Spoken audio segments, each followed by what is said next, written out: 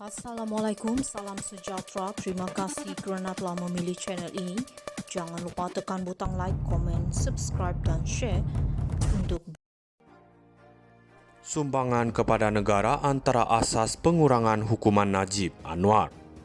Putrajaya Asas Lembaga Pengampunan memutuskan memberi pengurangan hukuman kepada Dato' Sri Najib Razak, antaranya dibuat atas sumbangan bekas Perdana Menteri itu kepada negara, kata Dato' Sri Anwar Ibrahim. Perdana Menteri berkata perkara itu diambil kira dalam perbincangan mesyuarat Lembaga Pengampunan termasuk kaedah lain yang diperincikan. Pertama, apa asas rayuan? Selalunya memikirkan peranan dia, perjalanan hidup dia sebelum itu, peranan kepada keluarga dia, kehidupan di penjara, jasa dan khidmat dia, peranan kepada keluarga atau masyarakat dan dalam kes Najib kepada negara.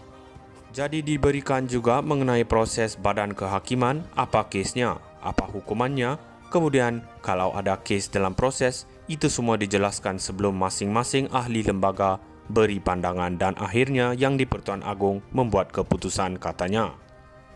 Beliau berkata demikian ketika menyampaikan amanat pada Majlis Perjumpaan Perdana Menteri bersama warga Jabatan Perdana Menteri hari ini. Dalam pada itu, Anwar berkata beliau dipersoal kenapa permohonan Najib untuk mendapatkan pengampunan dibincangkan terlalu awal sedangkan bekas ahli Parlimen Pekan itu baru saja menjalani hukuman. Beliau bagaimanapun menjelaskan bahawa sesiapa sahaja yang sudah dijatuhi hukuman boleh mengemukakan permohonan pengampunan.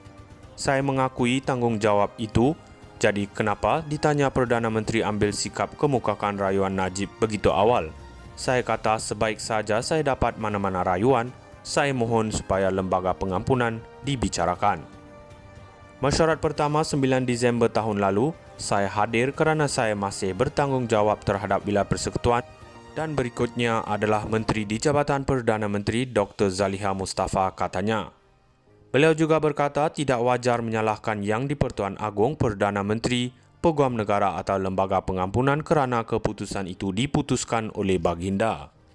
Katanya sesiapa sahaja tidak boleh menuntut penjelasan daripada Lembaga Pengampunan yang dipengerusi dan diputuskan oleh Yang di-Pertuan Agong.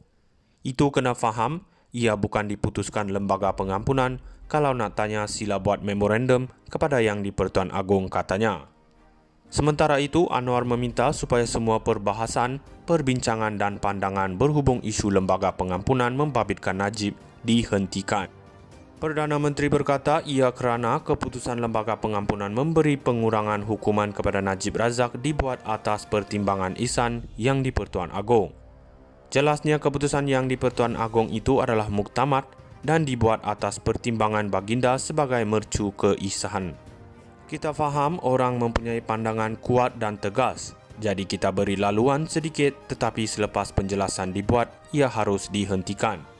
Yang di-Pertuan Agong memutuskan keputusannya itu muktamad atas pertimbangan yang besar. Bukan undang-undang kerana itu proses kehakiman dan pertimbangan utama adalah soal ihsan. Jadi, sama ada Yang di-Pertuan Agong memilih untuk memberi penjelasan atau tidak, itu wewenang tuanku, katanya.